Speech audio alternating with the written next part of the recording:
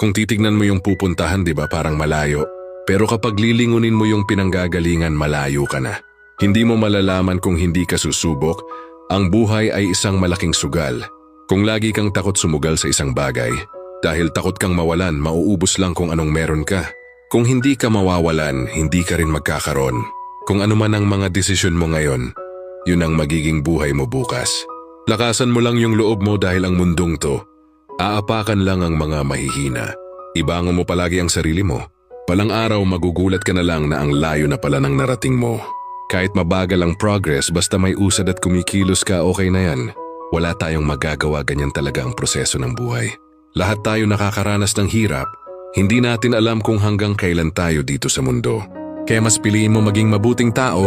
Ang pinakayaman na maituturing natin sa sarili ay ang ating mga pangarap. Kapag handa kang abutin yung mga pangarap mo, hinding-hindi ka maghihirap. Kung lagi kang may pinagdaanan sa buhay or pagsubok, pruweba lang yan na isa kang magiting na sundalo. Sa mga pagsubok diyan ka aangat, diyan ka babaguhin. Hindi ka magtatagal sa mundo kaya lubos-lubusin mo na gawin yung mga bagay na nais mo.